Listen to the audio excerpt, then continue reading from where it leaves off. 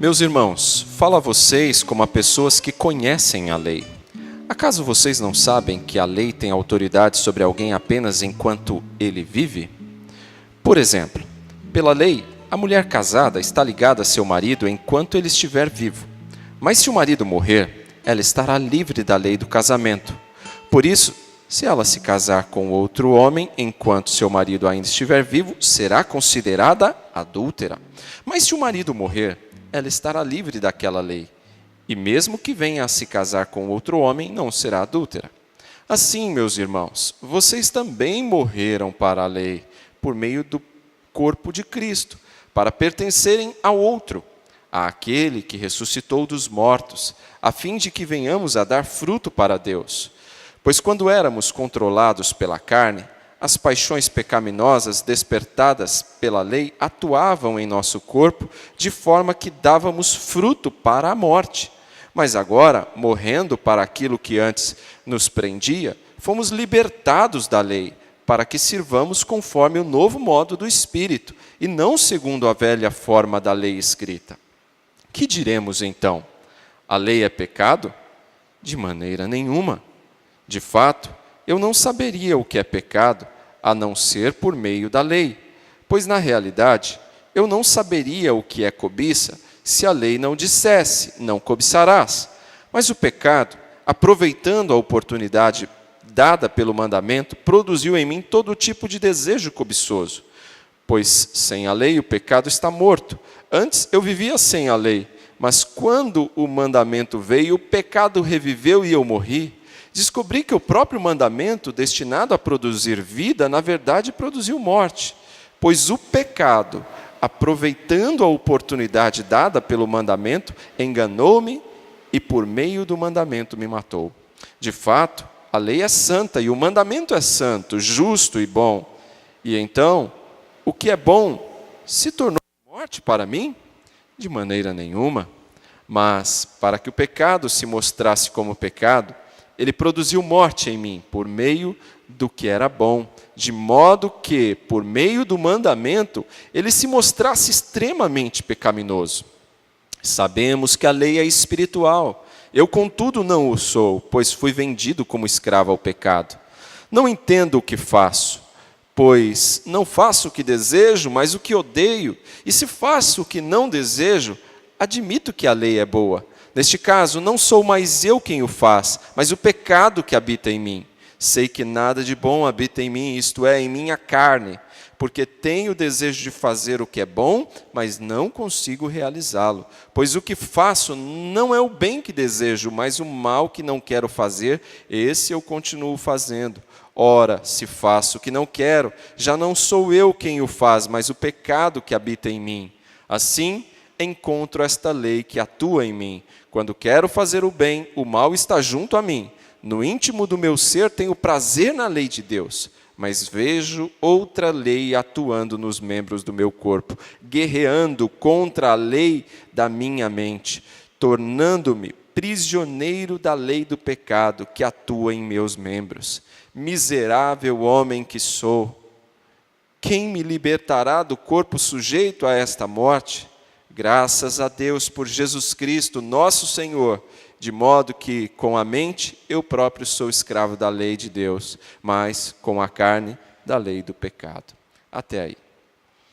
Meus irmãos, alguns textos da Bíblia são mais complexos de se entender que outros. E nós estamos exatamente diante de um texto mais complexo.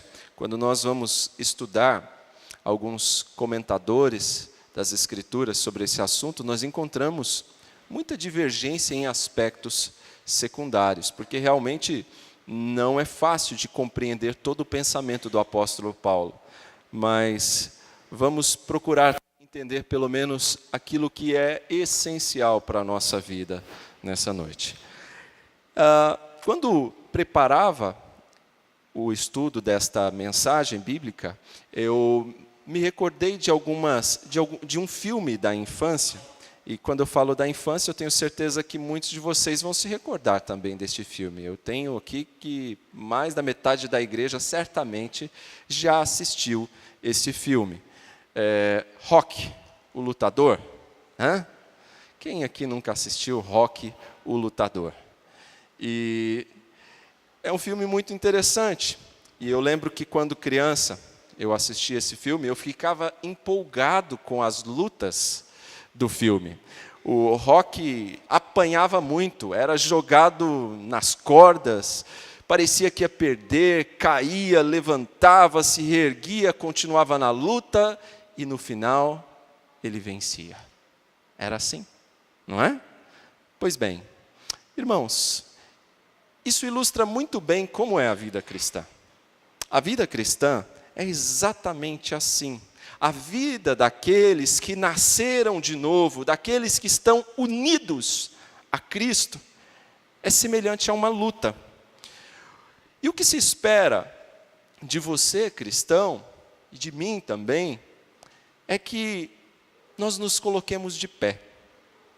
É que, quando recebemos algum golpe, quando, por alguma razão, somos jogados nas cordas, voltemos, nos firmemos e continuemos no embate, na luta. Se porventura caímos, o que se espera de nós cristãos? Que nos reerguemos e voltemos à luta contra o pecado. Essa é a nossa luta. E é uma luta que vai durar a vida toda. E a gente sabe que no final sairemos vitoriosos dessa batalha. Você não pode desistir. Você não pode cansar de lutar. Você não pode jogar a toalha. Lembra disso no filme? Quando jogava a toalha, era para a luta acabar. Você não pode jogar a toalha nessa luta. Você tem que lutar até o fim. Os golpes, as quedas, tudo isso faz parte dessa luta da vida cristã. Mas jamais qualquer uma das quedas ou golpes que você receba ao longo da sua vida, da sua caminhada cristã, dessa luta, nenhum deles será justo o bastante para que você pare de lutar, para que você abandone a luta. Na verdade, após a nossa conversão, nós passamos a viver o que eu chamo de a luta do século. A luta do século travada dentro de nós. É sobre isso que Paulo fala nessa passagem. De início, é importante a gente esclarecer um pouco do contexto. E não existe aqui uma quebra no texto do capítulo 6 para o capítulo 7. A Bíblia, como nós temos hoje, dividida em capítulos, é uma convenção moderna. Na época em que o texto foi escrito, ele era um texto só, corrido, sem divisões. Então, essa divisão por capítulo foi inserida na tradução do texto para nos auxiliar na localização dos textos. Mas a carta é um texto corrido. E não existe aqui uma quebra entre o capítulo 6 e o capítulo 7. No capítulo 6, a gente viu, e eu recordo aqui os irmãos, que o tema tratado é a santificação. E dos versos 1 até o 11 do capítulo 6, Paulo usou uma metáfora para explicar o assunto da santificação, a metáfora da morte. Já no verso 12 até o verso 23 do capítulo 6, Paulo usa uma outra metáfora, a metáfora do cativeiro, da escravidão. Fomos libertos do cativeiro, da escravidão. Da morte ele disse que fomos ressuscitados e que, portanto, nós temos que lutar contra o pecado. Lutar contra o velho homem, a natureza caída. Lutar contra o inimigo de nossas almas, que insiste em nos tornar novamente escravos dele. Mas agora, no capítulo 7, principalmente nesses 6 primeiros versículos que nós vamos ler novamente, Paulo usa uma terceira metáfora. Paulo usa a metáfora do casamento. E aqui, irmãos, tenham em mente o seguinte: Tenham em mente o pano de fundo dessa passagem. E o pano de fundo da passagem é a grande preocupação do apóstolo Paulo com a doutrina da justificação pela fé. Para que esta doutrina, que é tão importante, foi tão... recebeu tanta atenção, tanta ênfase na época da Reforma Protestante, que neste mês completa 500 anos, a preocupação de Paulo é que essa doutrina não seja utilizada de forma equivocada, não seja utilizada como uma desculpa para a prática do pecado. Uma vez que agora estou justificado, então posso viver na prática do pecado, já que estou salvo mesmo, estou justificado mesmo. E Paulo está dizendo, não, isso não pode, de jeito nenhum. Não é porque você recebe a graça por conta do pecado que você vai pecar mais para receber mais graça. Não é isso. Então Paulo tem esta preocupação. Esse é o pano de fundo desta passagem.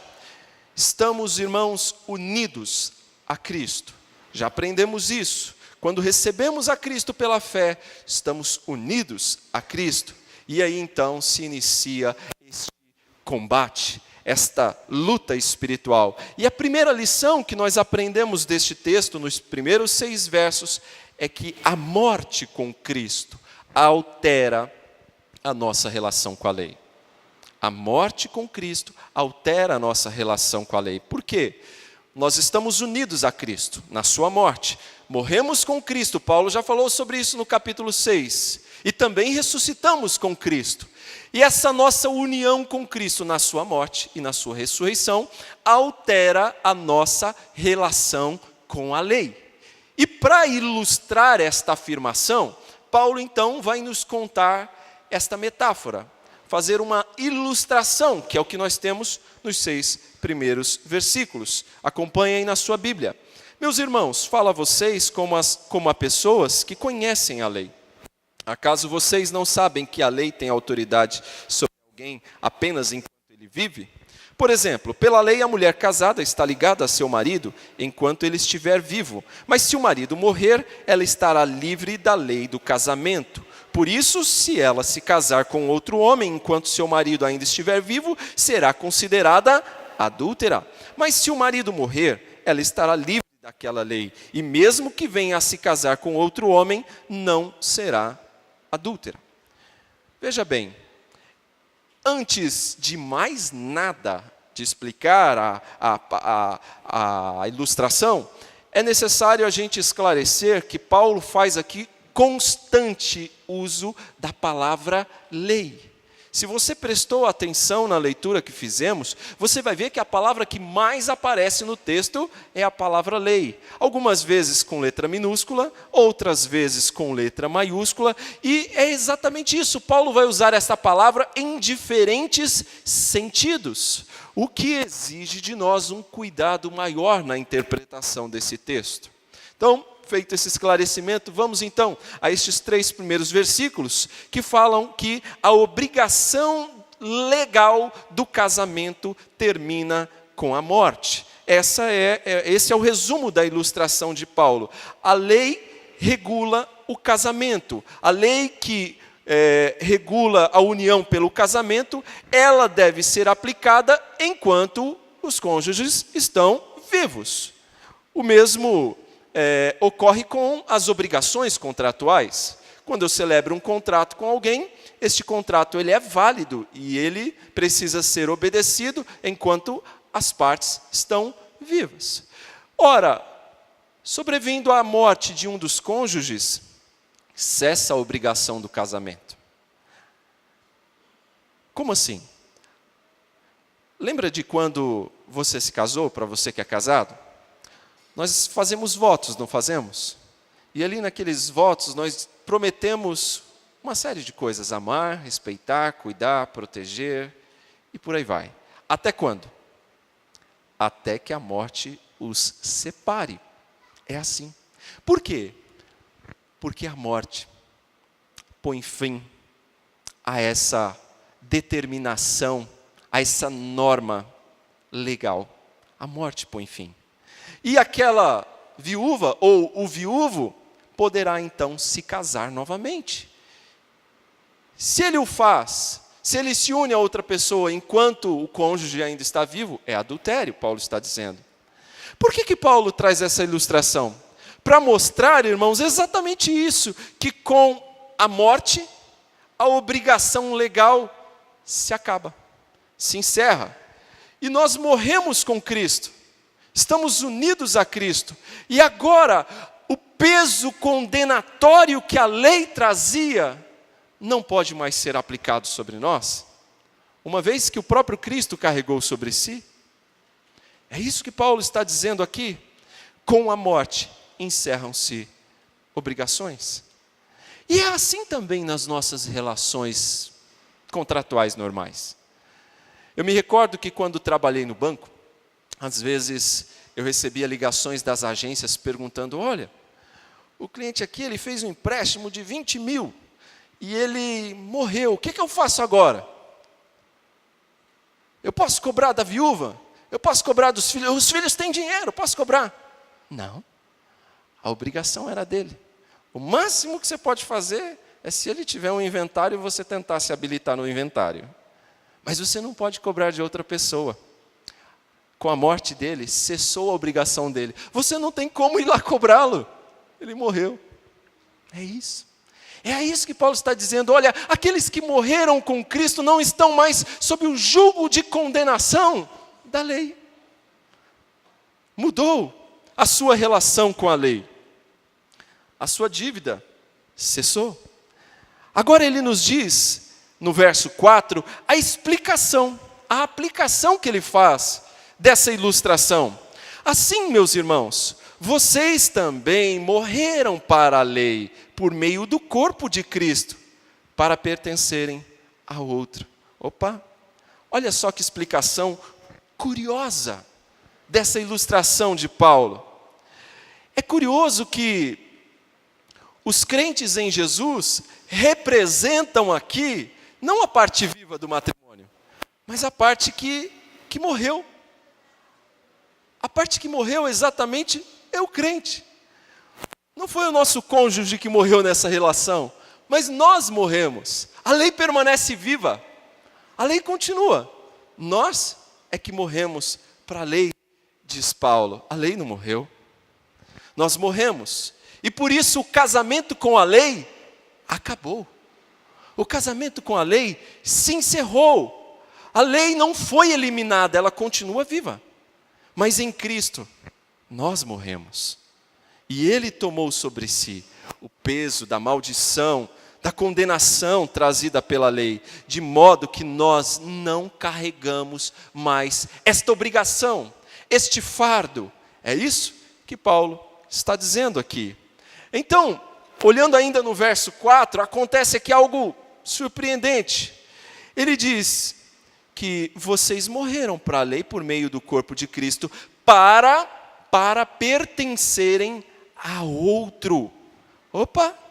Para entrar em um outro matrimônio, para um outro casamento. Nós morremos para a lei, mas agora nós temos um outro noivo. Nós temos um outro casamento, nós pertencemos a outro. E quem é esse outro? Aquele que ressuscitou dos mortos. É isso que diz o verso 4. Aquele que ressuscitou dos mortos. Mas, espera aí, pastor, e qual o objetivo de Deus com tudo isso? Por que é que Deus arquitetou, fez tudo isso? Qual é a razão? Paulo explica, no verso 4 ainda. Veja aí, continue lendo. A fim de que venhamos a dar fruto para Deus. Esse é o objetivo. A fim de que agora venhamos a dar fruto para Deus. Os antigos frutos produzidos por nós não eram frutos bons, eram fruto para a morte. O verso 5 diz isso: pois quando éramos controlados pela carne, as paixões pecaminosas despertadas pela lei atuavam em nosso corpo, de forma que dávamos fruto para a morte. Mas agora você não está mais nesse matrimônio, não está mais nesse casamento com a lei. Você morreu com Cristo e ressuscitou com Cristo. E agora você está em outro matrimônio. Agora você está unido a Cristo. Agora você não está mais debaixo do peso de condenação da lei, mas você está unido a Cristo para produzir fruto para Deus. É o que Paulo está dizendo. Entenda que pela morte de Jesus, Deus retirou o aguilhão da morte, o aguilhão da lei do pecado e nos casou com o príncipe da paz, com Cristo. Veja que no sentido espiritual exposto por Paulo, ninguém permanece solteiro. Interessante, não é? No sentido exposto por Paulo, que é o sentido espiritual aqui de matrimônio, ninguém permanece solteiro. Não tem essa escolha aqui. Ou você está casado com a lei, ou você está casado com Cristo, com o príncipe da paz. Não tem meio termo. Ou estamos unidos a Cristo, de uma vez por todas, ou à lei. E veja que não é a primeira vez que Paulo usa essa analogia. Não é a primeira vez que Paulo usa a figura do casamento para ensinar sobre a nossa relação com Deus, a nossa relação com Cristo, e de como a nova vida deve ser comprovada pela santificação. Lá em Efésios capítulo 5, Paulo faz isso também. Paulo compara a nossa relação com Cristo, a nossa santificação com o matrimônio. E lá ele diz que a igreja é a noiva e Cristo é o noivo. E ele diz que a união do noivo com a noiva tem um propósito, tem um objetivo. E qual é? A santificação da noiva. Cristo tem esse objetivo de apresentar a si mesmo uma noiva imaculada, pura, santa, sem pecado. Esse é o propósito, é por isso que Paulo escreve isso no capítulo 5 de Efésios. Acontece que a noiva não está bonita ainda, mas ela está ficando. Cristo está trabalhando na sua noiva. Cristo está trabalhando na sua igreja. Cristo está trabalhando em mim e você. E é por isso que você precisa de ser mais paciente com o seu irmão. Que você precisa também de ser paciente consigo mesmo. Porque como noiva, você ainda não está linda como tem que ser. Mas você vai ficar. Cristo está adornando a sua noiva. Cristo está trabalhando na sua vida, na minha vida, nos fazendo uma noiva linda, sem pecado. Está nos purificando. Mas a obra não acabou. Então, quando você olhar para o seu irmão, tenha paciência com ele, porque ele está em obras. Tenha paciência com você, que você também está em obras. Deus está trabalhando na sua vida para te deixar lindo, irrepreensível, sem pecados. Mas como o presbítero Newton já destacou aqui, essa é uma obra que dura a vida toda. E só vai acabar quando Cristo nos levar para si. Só então. Todo o resquício de carne, todo o resquício de pecado, a natureza corrompida será tirada. Aí então a noiva estará linda, perfeita. Aí sim estaremos santos, perfeitamente santos, sem pecado algum. Veja, irmãos, que esse texto aqui, ele lança por terra a ideia de perfeição nessa vida. Ele fala de uma luta travada dentro de nós, e que a gente não consegue vencer todos os embates. A gente falha, a gente peca, a gente erra. Não dá para ser completamente santo nessa vida, mas eu não posso deixar de lutar. O pastor Sproul, ele escreve no seu livro que ele conheceu duas pessoas que se consideravam completamente santas, que atingiram esse nível de santidade total. E ele relata um deles, eu achei muito interessante, um garoto de 17 anos, na universidade. E aquele garoto, ele achava que ele tinha alcançado um nível tal de santidade que ele não tinha mais pecado algum. Ele conseguiu chegar lá.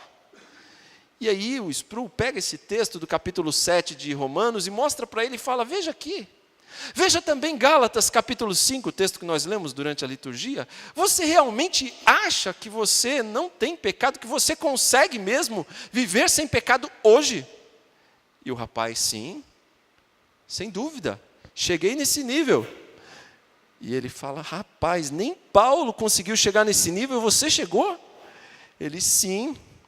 E ele falou assim, mas vem cá, vamos ver o texto de novo. Aí ele olhou o texto e falou assim, mas esse texto, e alguns defendem isso realmente, esse texto fala de Paulo antes da sua conversão, não está falando de Paulo depois de convertido. Bons pastores, teólogos defendem essa posição, mas a maioria deles não.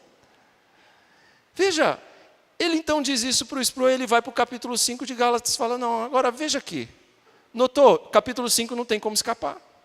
Realmente, nós lutamos com o pecado ainda e não vamos vencer essa batalha até o fim da nossa vida. Nós vamos ter vitórias, mas também derrotas.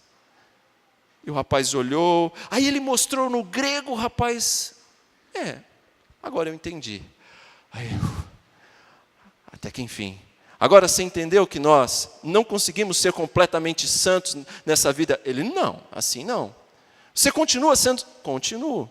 Mas você não entendeu o texto? Entendi. Mas você não viu que Paulo está dizendo que a gente luta contra o pecado? Paulo está dizendo isso. Ele é.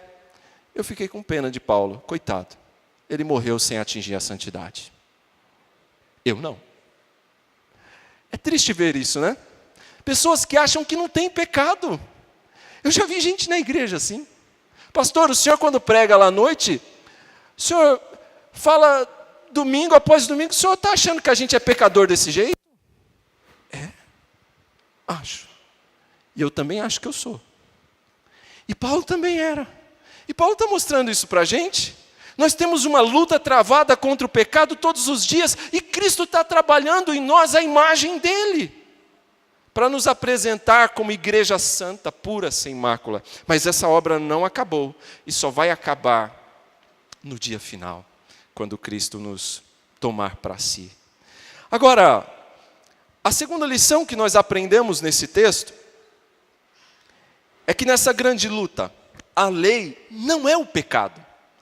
Alguns poderiam argumentar aqui, o interlocutor de Paulo, alguém que ele tem em mente quando escreve aos romanos, os romanos, poderiam argumentar, o problema é a lei. A lei é o problema. O problema é que a lei é o pecado. Ela é o problema. E não eu. E não o meu pecado. A lei é o pecado. A lei é o problema.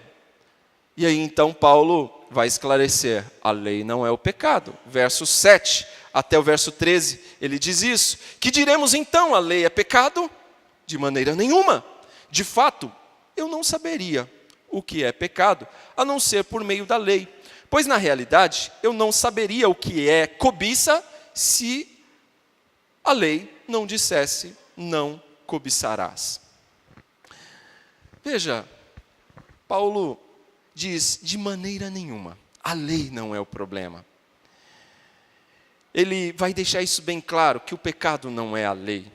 Aliás, a prática de distorcer a lei, a prática de olhar de forma errada para a lei, era algo muito comum nos dias de Paulo, nos dias do Senhor Jesus.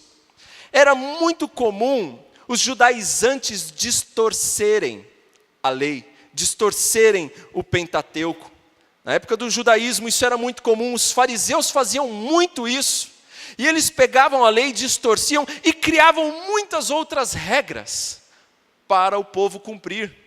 Regras das quais nem eles praticavam. E aí Jesus diz, vocês não são capazes de carregar esse fardo pesado e ainda querem colocar nas costas dos outros, criando regras que nem vocês conseguem cumprir. Então vejam, irmãos, essa prática de distorcer a lei era algo muito comum nos tempos de Jesus. Mas Paulo vai argumentar aqui que a culpa não é da lei. Paulo mostra o valor da lei. A lei tem um valor, irmãos, um valor muito grande. Ela serve para pelo menos 3 objetivos essenciais. A lei revela o caráter do legislador. A lei, isso a gente sabe bem, né? quando a gente vê as leis que são aprovadas no nosso país, a gente vê que revela bem aqueles que fazem as leis. E assim também é a lei de Deus. Ela revela o caráter do próprio Deus. Ela revela a santidade de Deus. E ao mesmo tempo que a lei revela a santidade de Deus, a lei também, ela serve como um espelho que mostra quem nós somos e o quanto nós somos pecadores. A lei funciona como um espelho. É por isso que muitos não gostam da palavra de Deus. Tiago, no texto que nós lemos, capítulo 1, também fala que a palavra é como um espelho. Quando nós olhamos para ela e nós nos comparamos ali, a gente encontra um monte de defeito. E aí o que a gente precisa fazer? Dar as costas e esquecer disso? Não, ir lá rapidamente buscar corrigir. Corrigir o que está errado. Mas se eu der as costas e não arrumar nada e me esquecer, não adiantou de nada. Eu vou ser só um ouvinte e não praticante da palavra. A palavra é como um espelho, nós temos que nos expor diante desse espelho. E o que a gente faz diante do espelho? A gente olha para um espelho, eu sei que alguns olham diante do espelho para ficarem encantados com a beleza. Ah, como estou bonito, estou bonita. Mas, de um modo geral, a gente vai para frente do espelho para corrigir coisas que não estão corretas. O cabelo está despenteado, a barba está mal feita, é coisa assim. A palavra de Deus é como um espelho. Nós olhamos para ela, nós vemos um Deus santo e nos enxergamos tão distantes deste padrão de Deus. E, ao mesmo tempo, a lei cumpre um outro papel. Quando ela nos revela tão imperfeitos e um Deus tão santo, ela nos faz correr numa direção. Ela nos faz pedir socorro. Ela nos mostra que nós precisamos de um Salvador, que é Cristo. E além, é claro, da lei nos fornecer uma norma, um padrão, uma regra. A lei faz isso. Veja, por exemplo, as nossas leis. Se nós não tivéssemos leis que impõem limite de velocidade, por exemplo, já imaginou quantas pessoas passariam aqui nessa avenida a 140 por hora? Quantos não morreriam acidentados aí todos os dias? Se com leis rigorosas e radares, a gente tem tanto acidente, porque há desobediência à lei? Imagina se não houvesse. A lei é boa. Paulo está dizendo isso aqui. A lei é boa. A lei é importante. O problema não é a lei, é o pecado. É o nosso pecado. O pecado. As decisões que nós tomamos diante da lei. Esse é o problema. O nosso erro, a nossa corrupção, a nossa maldade. Este é o problema. E Paulo vai citar como exemplo aqui, e eu acho que, de propósito, esse é o meu entendimento, Paulo poderia dar muitos exemplos aqui, mas Paulo dá exatamente o exemplo do 10º mandamento. Ele não citou o primeiro, segundo, terceiro, quarto, quinto, sexto, sétimo, oitavo, nono, ele cita o 10º. E por que o 10º? Por que não cobiçarás? Os outros mandamentos são mais objetivos. Alguém pode olhar e dizer, eu não faço escultura para adorar, me curvar diante dela. Eu não adoro outros deuses, eu adoro só o Senhor. Eu não uso o nome de Deus em vão, eu tenho cuidado com o uso do nome de Deus. No sábado eu guardo integralmente. Eu respeito os meus pais, eu não roubo ninguém, eu não furto, eu não traio a minha esposa, eu não mato ninguém, enfim. Você pode dizer que escapa de algum mandamento, mas do 10º mandamento ninguém escapa. O 10º mandamento, ele revela o nosso interior. O 10º mandamento revela o nosso coração, e desse nenhum de nós escapa. Nem aquele garoto de 17 anos conversando com o pastor Spru escaparia, embora achasse que sim. Paulo mostra, irmãos, o valor da lei, então. Agora no verso 8, mas o pecado, aproveitando a oportunidade dada pelo mandamento, produziu em mim todo tipo de desejo cobiçoso, pois sem a lei o pecado está morto.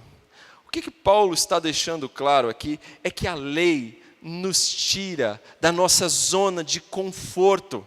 Nós estávamos confortáveis, tranquilos, na linguagem de Paulo, tranquilo em nossos pecados, continuávamos em nossos pecados, mas aí vem a lei, e a lei revela o pecado. Ela acusa, ela mostra. Isso é bom? Sim, isso é bom. Paulo diz, ele continua nos versos seguintes, ele vai dizer que a lei é boa, a lei é perfeita, a lei é santa.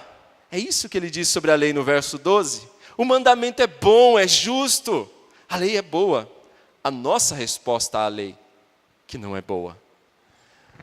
O estado de ignorância do homem, irmãos, em relação ao pecado, traz um certo conforto. Eu não sei, eu continuo vivendo assim. Alegar a ignorância para descumprir a lei, não adianta. Não adianta você falar que não sabia que tinha que pagar imposto de renda. Se o fisco te pegar, você vai ter que pagar. Não tem desculpa. Não adianta alegar desconhecimento da lei para descumpri-la. Não tem escusa. Não tem. E Paulo está dizendo aqui que o que a lei faz é deixar claro. É deixar claro o crime. É deixar claro o pecado. A lei não é o problema. Paulo está descrevendo nesses versos. O problema é o pecado. Quando um criminoso é pego num crime, o problema é a lei?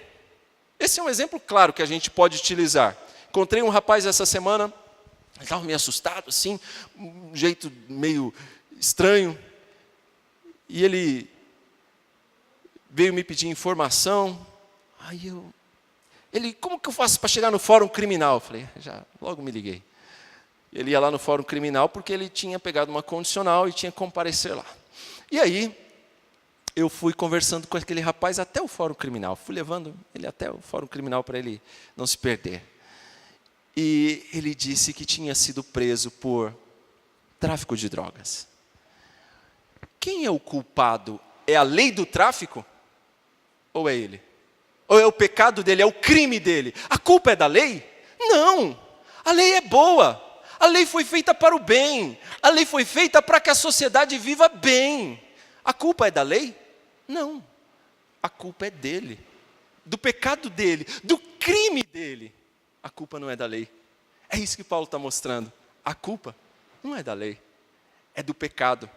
É o pecado que encontrou na lei uma expressão. A lei simplesmente mostrou o pecado. Foi isso que a lei fez. Na linguagem de Paulo aqui. Pois bem, ele continua dizendo que não adianta alegar desconhecimento. No verso 9, Paulo diz ainda, antes eu vivia sem a lei, mas quando o mandamento veio, o pecado reviveu e eu morri. Verso 10, descobri que o próprio mandamento destinado a produzir vida, na verdade, produziu morte, pois o pecado, aproveitando a oportunidade dada pelo mandamento, enganou-me e por meio do mandamento me matou. O que Paulo está dizendo aqui? Vamos tentar parafrasear para ficar mais fácil para que entendamos. O que Paulo está querendo dizer com esse texto? É como se ele dissesse assim, eu era o cara, eu estava de boa, usando uma linguagem aqui corintiana, eu estava de boa, era o cara, não ia dormir atolado na culpa, de jeito nenhum, eu era feliz, estava tranquilão, estava me achando muito bem, me sentindo bem. Mas aí veio a lei e mudou tudo isso. E mostrou que eu não estava tão bem assim. Ou seja, ele estava se sentindo ótimo, sem culpa. E morreu quando a lei reviveu. Quando a lei apareceu, o pecado apareceu nele. Será que isso tem algo a ver conosco? Será que isso tem alguma relação com a nossa vida? Tudo isso que Paulo está dizendo aqui? Essa é a pergunta que eu faço para o texto. Será que isso tem a ver conosco? Para pensar no seu passado. Reflete um pouquinho sobre o seu passado. Nos dias antes da conversão, para você que se converteu ao longo dos anos, como era o seu passado? Como era antes? Será que você estava sobrecarregado com sentimentos de pecado, de culpa? Você vivia sobrecarregado com esse tipo de sentimento? Eu não. Até que o Espírito Santo colocou uma convicção em mim. Até que o Espírito Santo colocou uma convicção em você. E aí, a sua consciência acordou. E você então se tornou vivo. para a lei. Vivo para a lei. Quando nós sentimos pela primeira vez o peso da culpa, é porque o Espírito atuou em nós e nos convenceu do pecado, da justiça, do juízo de Deus. E aí, Ele nos tirou da nossa zona de conforto, nos mostrou que a gente não está bem assim, não somos o cara, não estamos de boa, não estamos bem na fita, estamos mal. É isso que Paulo está descrevendo aqui. Mas Cristo nos deu uma nova vida. A nossa carne é inclinada para o pecado, é verdade. O mundo está no maligno. O diabo é um inimigo sorrateiro. E nós estamos diante de todo esse fogo cruzado. E como é que nós vamos comportar diante de tudo isso agora? Que sabemos que fomos retirados da nossa zona de conforto. Vivendo com Cristo, agora a gente vive uma luta intensa. E aí? O mundo vai dizer que Deus está impedindo a nossa felicidade. É isso que o mundo diz. O mundo vai dizer que Deus é um estraga-prazeres. O mundo vai dizer que você tem direito de ser feliz. E você não tem que olhar para o que Deus está dizendo, para o que a Bíblia está dizendo. É isso que o mundo vai dizer. Esse é o discurso do mundo. Mas dentro desse discurso, irmãos, existe uma proposta demoníaca, uma proposta maligna, da ideia de que você tem que ser feliz a todo custo. Não é que você tem o direito de ser feliz. Dentro dessa concepção tem a convicção de que você tem a obrigação de ser feliz, custe o que custar. E não se importar com o que Deus diz, não se importar com a palavra. Dentro dessa proposta existe a concepção de que se você obedecer a Deus, você vai ter uma vida triste, uma vida amarga, sem emoções, sem adrenalina, até parece. Enquanto que a Bíblia nos diz lá no Salmo 16, nós lemos ele na quinta-feira, que na presença do Senhor há abundância de alegria. Irmãos, isso traz uma aplicação muito séria para o nosso tempo, para a nossa época. Preste muita atenção. Nós estamos vivendo numa época da ditadura da felicidade. É a nossa época. A ditadura da felicidade. Você não tem só direito, mas você tem a obrigação de ser feliz, a todo custo. Isso é ruim. A palavra de ordem hoje é: tenha experiências de satisfação, tenha experiências de prazer, não importa o custo, tenha experiências. É isso que estão tentando colocar na minha cabeça e na sua cabeça também, que você tem que ser feliz, custe o que custar. Não importa que lei, que regra que tenha que quebrar. Isso é perigoso. Isso é perigoso. Não importa se você vai machucar as pessoas à sua volta. Não importa se você vai ferir os seus pais. Não importa se você vai ferir o seu irmão. Não importa se você vai ferir outra pessoa. Você tem que ser feliz. É isso que o mundo está dizendo. E por conta disso, não se importam com as regras. Não se importam com a lei. Não se importam com o que Deus está dizendo. E isso é terrível. Nós estamos vivendo uma época, irmãos, onde essa é a tônica, esse é o discurso que tem sido incutido na cabeça das pessoas, que tem tentado incutir na minha e na sua cabeça, de que você não vai ser feliz se você não tiver a roupa X, de que você não vai ser feliz se você não tiver o carro Y, que você não vai ser feliz se você não morar no condomínio tal, que você não vai ser feliz se você não tiver aquela moça como namorada, se aquele não for o seu namorado, que você não vai ser feliz se você não tiver um corpo tanquinho. É isso que estão botando na nossa cabeça. É isso que estão colocando na cabeça das pessoas hoje. Estão colocando que não precisa obedecer regras, que regras não traz satisfação. E esse sussurro, irmãos, esse ensino é diabólico. É diabólico. O diabo tem igual nos filminhos, sussurrado nos ouvidos, de que você não precisa seguir as regras de Deus para encontrar a alegria, a satisfação para a sua alma. Mas contra tudo isso, porém, Paulo diz no verso 12, a lei é santa, o mandamento é justo, é bom, a lei é boa, a lei de Deus é preciosa. O Salmo 19 que nós lemos nos fala sobre a maravilha da lei de Deus. O 119 todo é dedicado a falar da lei de Deus.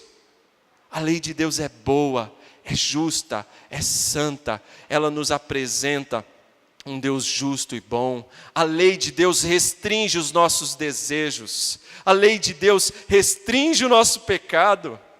Mas nós dizemos, isso não é justo, não é? Isso não é justo, eu queria tanto fazer isso, não é?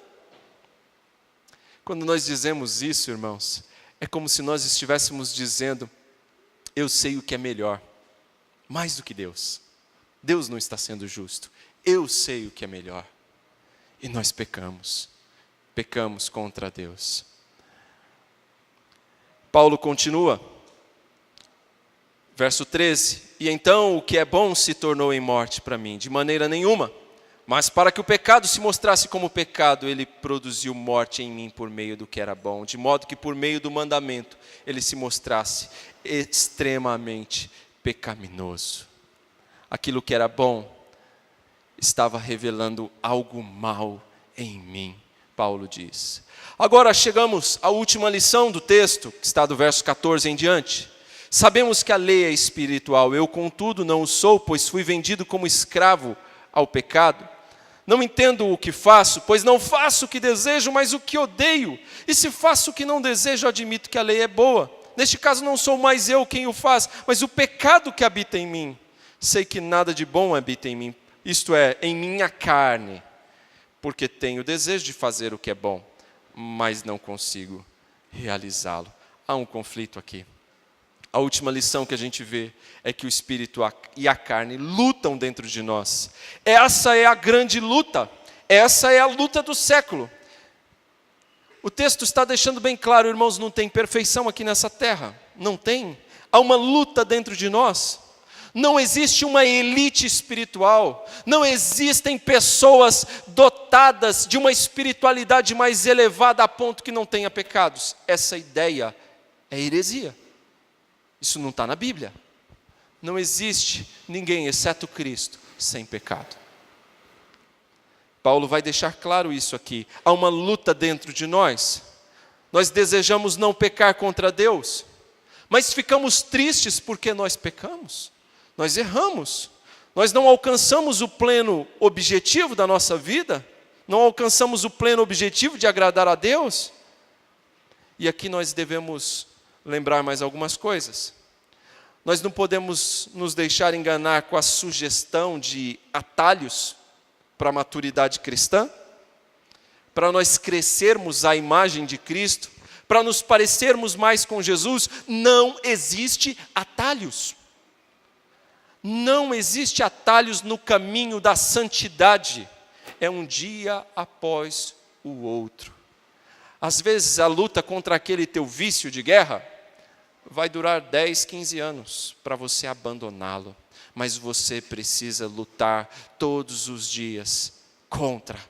Você não pode se render e falar que vai ser assim mesmo, porque quem vive assim não nasceu de novo. Quem nasceu de novo, luta todos os dias. Quem nasceu de novo, vive essa luta travada dentro de si, do espírito contra a carne. O espírito querendo fazer o que é bom, que está na lei, mas a carne, os resquícios da carne, do velho homem ainda querendo ser alimentado. E eu já disse na semana passada, fazei morrer o velho homem, não dá comida para ele. Alimente o espírito, deixe a carne morrer de fome. É isso. O apóstolo Paulo ainda acrescenta, não existe crente perfeito, não existe igreja perfeita. Ele próprio lutava com muitos pecados, ele próprio lutava com o espinho na carne, não sabemos o que era isso. Mas dizer que não existe igreja perfeita, não existe crente perfeito, irmãos, não significa que não podemos melhorar. Não significa isso. Nós podemos melhorar. Aliás, nós devemos melhorar na nossa caminhada com Cristo. Se você está do mesmo jeito de quando você começou, eu fico triste por você, porque nós precisamos melhorar. Na nossa caminhada com Cristo, nós precisamos amadurecer na fé. Essa luta travada todos os dias dentro de nós faz com que a gente amadureça. À medida que vencemos as batalhas, vamos amadurecendo, vamos crescendo na fé. Irmãos, todos nós, eu tenho certeza que todos nós que estamos aqui, que amamos a Cristo, gostaríamos de levar uma vida perfeita, de total obediência a Cristo. Mas nós não fazemos isso. E não fazemos porque existe esse conflito dentro do nosso coração entre o desejo de obediência e atos de desobediência que nós realizamos. Há uma dubiedade aqui, há a tentação que nos assedia para a desobediência. Nós temos sentimentos e desejos misturados. É assim comigo, é assim com você também. Nós temos sentimentos misturados, desejos misturados, e isso torna a nossa vida complicada. A nossa vida é complicada por isso, porque nós temos esses sentimentos misturados. Nós lutamos ainda com maus desejos, o resquício da carne, do velho homem, gritando, querendo comida o tempo todo, querendo ser alimentado o tempo todo. Nós lutamos com isso o tempo todo, com esses desejos misturados. Antes não era assim, por isso que nós vivíamos tranquilos, nos achávamos o cara. Por quê? Porque nós só tínhamos um desejo, um princípio. Qual era? O da carne. Nós só tínhamos o princípio da carne antes, portanto, fazíamos o que desejávamos, o que a nossa carne desejava, mas agora não. Em Cristo, irmãos, nós agora temos outro desejo. Nós temos um Espírito habitando em nós. Nós temos a lei do Espírito dentro de nós. E nós também temos a carne lutando dentro de nós. E esses desejos misturados tornam a nossa vida complicada. Antes não era assim. Antes estávamos anestesiados, vivíamos alegres, não nos sentíamos tentados. Somos tentados o tempo todo. Temos um adversário que não desiste fácil e que quer a todo custo nos derrubar. É uma luta, é a luta do século que torna a vida realmente um grande embate durante toda a vida, até a glorificação no céu. Você vai lutar. É isso que Paulo está falando aqui. E eu quero concluir dizendo o seguinte: talvez pareça frustrante desejar ardentemente não pecar e não conseguir. É frustrante, não é? Parece frustrante. Porém, irmãos, o fato de saber que nós não vamos cruzar a linha de chegada ao longo dessa vida, não vamos chegar lá perfeitos ao longo dessa vida, não deve fazer com que a gente pare de correr. A gente precisa continuar correndo, lutando. Devemos ser diligentes de todas as maneiras para alimentar o novo homem e mortificar o velho homem. Essa é a minha e a sua responsabilidade. Eu não sei com quais pecados você tem lutado no seu dia a dia. Se com a falta de confiança, se com o medo, se com pecados de imoralidade sexual, se com a mentira, se com a embriaguez ou algum outro vício, eu não sei. Mas a palavra de Deus diz que você precisa lutar todos os dias contra isso.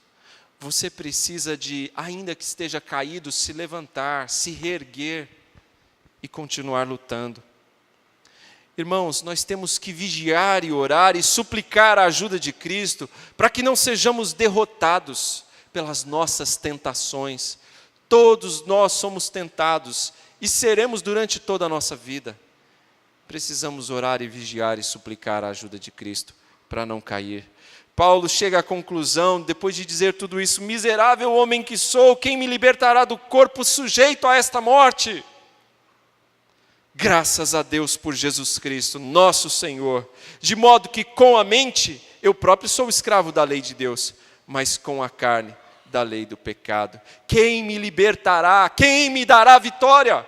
Paulo diz, eu e você sabemos, é Cristo Jesus, o nosso Senhor. É Ele quem nos dará ao final dessa grande luta a vitória. Nós já sabemos que em Cristo nós temos essa vitória. Meus irmãos, eu gostaria que você buscasse, não só em Cristo, a ajuda para essa vitória. Não só em Cristo a ajuda nas suas lutas, mas busque ajuda no seu irmão. Busquemos ajuda uns nos outros, busquemos nos ajudar nessa luta pela santidade. Precisamos nos ajudar nesta luta. E aí fica algumas perguntas para a gente pensar e ir embora pensando. Você tem ajudado a sua esposa a ser mais santa? Você tem contribuído para que o seu marido vença essas batalhas? Você o tem ajudado? Vocês têm trabalhado mutuamente para isso? Você tem contribuído na santificação do teu filho, da tua filha? E você, filho, tem contribuído na vida dos seus pais também?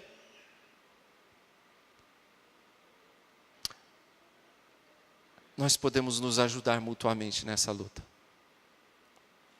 Que você pense nisso. Não desanime. Não jogue a toalha. A luta ainda não acabou. Amém? Querido Deus, quantas vezes nós olhamos para a Tua palavra, Senhor, como fizemos nessa noite, ouvimos a Tua voz, entendemos o que o Senhor quer de nós, mas como alguém que olha para o espelho, Senhor, e dá as costas e se esquece de tudo que ele viu, assim nos comportamos. Não permita que hoje seja assim, Senhor. Não permita que saiamos daqui e nos esqueçamos de tudo que aprendemos. Não permita, Senhor, que aquilo que o Teu Espírito incomodou o nosso coração durante a leitura e exposição da Tua palavra, venhamos nos esquecer daqui a alguns minutos. Mas faça com que, Senhor, a Tua palavra nos incomode, mesmo quando chegarmos em casa e ao longo desta semana, para que continuemos a lutar, Senhor, contra o pecado que tenazmente nos assedia, que nos incomoda, que como um cão late sem parar dentro do nosso coração, querendo nos arrastar para bem longe do Senhor. Permita que a Tua palavra, Senhor, nos recorde e nos faça lutar com mais ânimo, com mais dedicação, com mais vontade. Essa luta da vida cristã. Pai, ajuda-nos nesta luta. Que o Teu Espírito nos fortaleça. Que o Teu Espírito nos anime, nos revista de forças. Sabemos que em Cristo nós seremos libertos, teremos a vitória final. Mas ainda estamos lutando, ó Pai. E suplicamos o Teu auxílio nesta luta diária. Suplicamos a graça que vem do alto, que vem do Senhor mesmo, para nos vestir de forças. Ó Senhor, levanta aquele meu irmão e irmã que porventura está prostrado, Pai, que já não tem mais forças para lutar. Que o Senhor fortaleça os seus braços, pernas, o seu coração, e permita que este irmão, esta irmã se coloque de pé e lute até o final, sabendo que o Senhor Jesus já lhe deu a vitória. Em nome de Jesus. Amém.